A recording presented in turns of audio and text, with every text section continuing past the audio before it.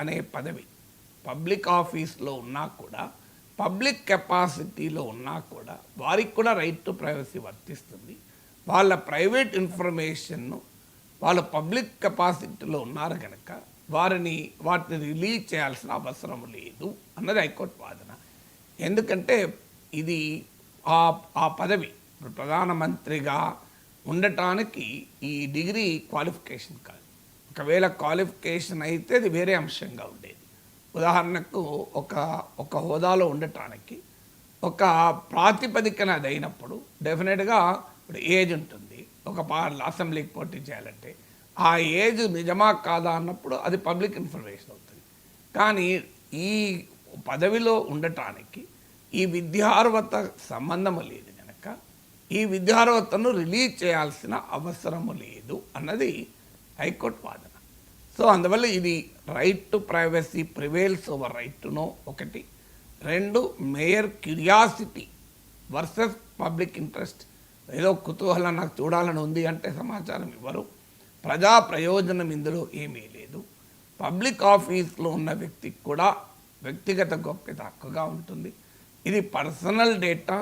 ఇది Delhi university ఫిడ్యూషరీ capacity ఒక trust హోదాలో మాత్రమే దీన్ని కలిగి ఉంది. ఇది ఓవరాల్గా వాదన సారాంశం ఏంటి ఢిల్లీ హైకోర్టు ఇచ్చిన తీర్పు. అందువల్ల ఈ సమాచారాన్ని మేము ఇవ్వలేము అని. సమస్య ఏంటి అంటే ఇందులో లీగల్గా ఉండేటువంటి అంశం ఒకటి. రెండవది లీగల్గా కాకపోయినా కామన్ సెన్స్ అంశం రెండు.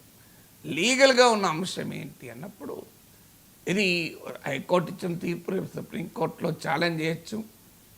జస్టిస్ సంజయ్ హెగడే అతను ఈ పిటిషనర్ తరఫున కోర్టులో వాదించింది ఏంటంటే ఇది ఏమీ రహస్య ఇన్ఫర్మేషన్ కాదు కదా. రిజల్ట్స్ అనేది నోటీస్ బోర్డులో పెడతారు, వెబ్సైట్లో పెడతారు, బహిరంగంగా మీడియా కూడా రిలీజ్ చేస్తారు. ఫిడ్యూషరీ కెపాసిటీ ఎలా అవుతుంది అనేది ఈ పిటిషనర్ తరఫున లాయర్ వాదన. ఎందుకంటే ఏ రిజల్ట్ ఇప్పుడు నేను పిహెచ్డి కంప్లీట్ చేశాను. సో నా అనుమతి ఏమీ లేకుండానే మీడియాకు రిలీజ్ చేసింది కదా ఉస్మానియా యూనివర్సిటీ. ఇంకో పలానా కె నాగేశ్వర్ అనే వ్యక్తి పిహెచ్డి డిగ్రీ తీసుకున్నాడు అని. మరి ఎలా రిలీజ్ చేసింది? ప్రైవేట్ ఇన్ఫర్మేషన్ అయితే నేను పాస్ అయిన నా డిగ్రీ రిజల్ట్స్ ఇప్పుడు ఓపెన్గానే నోటీస్ బోర్డు మీద పెడతారు కదా. మార్కులు కూడా ప్రైవేట్ ఇన్ఫర్మేషన్ కాదు. ఎందుకు కాదంటే నాకు వచ్చిన మార్కులు నిజమా కాదా అని తెలుసుకోవడానికి ఎవరికైనా ఉంటుంది, థర్డ్ పార్టీకి ఎందుకు ఉండదు? అలా అయితే మనం రిజల్ట్స్నే స్క్రూటినైజ్ చేయలేము. రిజల్ట్స్లో గందరగోళం అవకతవకలు ఉన్నాయని మనకు అనుమానం అనుకోండి. ఒక పర్సన్ పరీక్ష రాయకపోయినా రాసిరాడని అనుమానం అనుకోండి, ఎలా బయటకు వస్తుంది? సో అందువల్ల these are all not secret documents.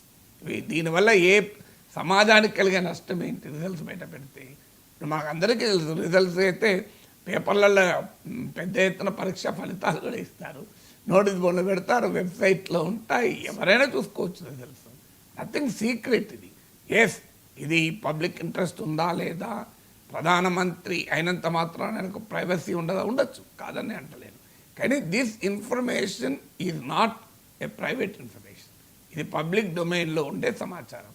కానీ అన్ఫార్చునేట్లీ హైకోర్టు దీన్ని ప్రైవేట్ ఇన్ఫర్మేషన్గా భావించి దీన్ని డిస్క్లోజ్ చేయాల్సిన అవసరం లేదు అని చెప్పింది. ఎందుకు ఈ వివాదం వచ్చింది?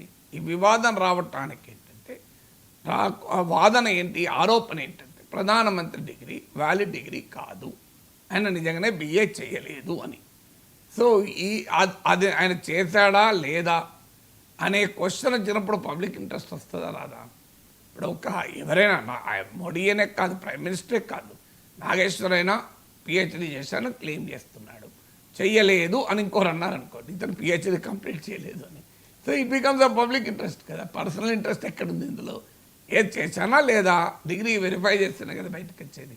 డిగ్రీ పిహెచ్డీ కంప్లీట్ చేశానా నేను చెప్పుకుంటున్నాను, చెప్పానా లేదు, చేశానా లేదా అని ఎవరికోరికి అనుమానం ఉందనుకోండి, ఇట్స్ ఎ పబ్లిక్ ఇన్ఫర్మేషన్ అవుతుంది.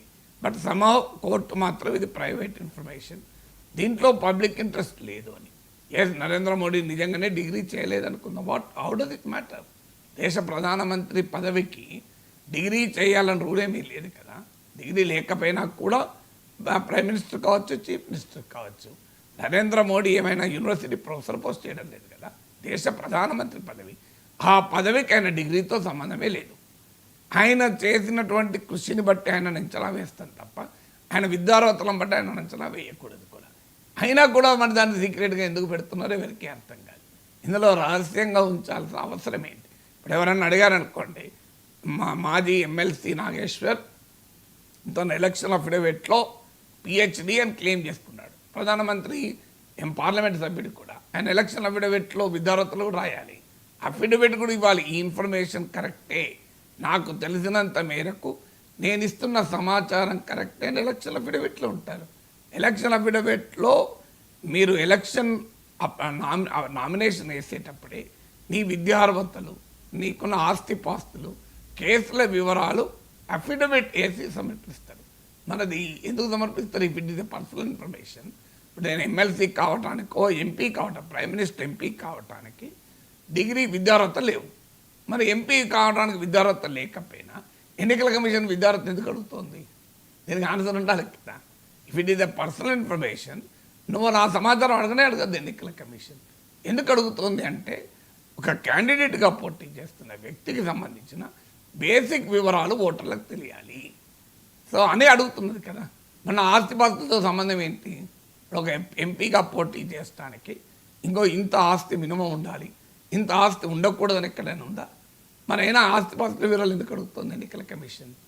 అందువల్ల ఇది స్టాట్యుటరీ కాదు ఇన్ఫర్మేషన్ ఇవ్వడము, పబ్లిక్ ఇంట్రెస్ట్ కాదు, ఇది పర్సనల్ ఇన్ఫర్మేషన్ అయినప్పుడు ఎన్నికల అఫిడవిట్లో అడగకూడదు. మరి ఎన్నికల అఫిడవిట్లో ఇప్పుడు నరేంద్ర మోడీ పార్లమెంట్ సభ్యుడిగా పోటీ చేసిన అఫిడవిట్ ఉంటుంది, మీరు చూడండి. అందులో క్లియర్గా విద్యార్హతలు ఉంటాయి, ఆస్తిపాస్తుల వివరాలు ఉంటాయి, పోనీ కేసుల వివరాలు ఉంటాయి. కేసులు ఉంటే పోటీ చేయకూడదని ఎక్కడైనా ఉందా? లేకపోయినా కూడా మరి మీరు ఎందుకు సమాచారం ఇవ్వమంటున్నారు? సమాచారం ఏదో క్యాజువల్ కూడా కాదు, అఫిడవిట్ ఇవ్వాలి నోటరీతోని. ఇది నిజంగా నాకు తెలిసిన సమాచారమే ఇస్తున్నాను అని అంటే మరి అది out of it become a personal information. Personal information అడుగుతలేదు కదా ఎవరు ఇందులో. నీకు క్లియర్గా పబ్లిక్ ఇన్ఫర్మేషన్ కనుకనే కదా ఎన్నికల కమిషన్ అడిగేది. ఎక్కడన్నా ఎన్నికల కమిషన్ వ్యక్తిగత సమాచారం అడుగుతుందా? నీకు గోంగూర పచ్చడి ఇష్టమా కాదా, ఆవకాయ తింటావా లేవా అని ఎన్నికల కమిషన్ అడగలేదు కదా. అది పర్సనల్ ఇన్ఫర్మేషన్. నీవు దేవుణ్ణి నమ్ముతావా నమ్మవా ఎలక్షన్ కమిషన్ అడగలేదు కదా. అది పర్సనల్ ఇన్ఫర్మేషన్. నువ్వు రోజు పూజ చేస్తావా చేయవా ఎన్నికల కమిషన్ అడిగిందా? రోజు నువ్వు నీకు ఏ రోగాలు ఉన్నాయి అడగలేదు కదా. అనారోగ్య వివరాలు చెప్పండి అని ఎన్నికల కమిషన్ అడగడం లేదు, ఎందుకంటే అవన్నీ పర్సనల్ ఇన్ఫర్మేషన్. కానీ విద్యార్హతలు, ఆస్తిపాస్తులు, నేరాలు ఒక పబ్లిక్ ఆఫీస్ హోల్డ్ చేసే వ్యక్తికి సంబంధించినవి ప్రజలకు తెలియాలని కదా ఎలక్షన్ కమిషన్ అడిగేది. మరి ఎలక్షన్ కమిషన్ ఏమో ప్రజలకు తెలియాలి అని అడుగుతున్నప్పుడు, అంటే పీపుల్స్ రైట్ టు నో ఉందని అంటున్నప్పుడు, ఇప్పుడు హైకోర్టు ఏమో ఇది ప్రైవేట్ ఇన్ఫర్మేషను, మేము జుడిషియరీ కెపాసిటీలో దీన్ని హోల్డ్ చేస్తున్నాము, దీన్ని చెప్పాల్సిన అవసరం లేదని ఎలా అంటారు? నాకు అర్థం కాదు. గతంలో సో ఎప్పుడైనా ఒక వివాదము రావటానికి కారణం దాచేస్తేనే సమస్య. ఇప్పుడు నన్ను అడగండి మీరు, నేను ఎంసీజే 1986, పిహెచ్డి 1993, బిఎస్సి ఎలక్ట్రానిక్స్ 1983 మొత్తం ఇస్తాను ఓపెన్గా, నాకేం బాధ లేదు. మీరు అన్నీ చూసుకోండి, ఇయర్తో సహా చెప్పాను. ఉస్మాన్ రికార్డులన్నీ తెప్పించుకోండి, నా సర్టిఫికెట్లు ఇస్తాను, ఉస్మాన్ రికార్డు ముందు పెట్టుకోండి, కంప్లీట్గా స్క్రూటినైజ్ చేయండి. నేను నిజమా కాదా తేలిపోతుంది. ఏమున్నది, నాకేం మోమాటం ఏమున్నది ఇల్లు. మరి నేను ఇంత ఓపెన్గా చెప్తున్నప్పుడు నా డిగ్రీలు ఇవి, నేను పలానా ఇయర్లో పాస్ అయ్యాను, మీరు వెరిఫై చేసుకోండి అంటున్నాను. కానీ ప్రధానమంత్రికి సంబంధించిన డిగ్రీ ఏమో సీక్రెట్ అంటున్నారు. అదే ఎవరికి అర్థం కానంటున్నాను, సీక్రెట్ ఎందుకు అవుతుంది అని. అది స్క్రూటినీ చేస్తే తప్పేంటి? స్క్రూటినీ ఎవరైనా థర్డ్ పార్టీ చేసుకుంటాడు, స్ట్రేంజర్ చేసుకో.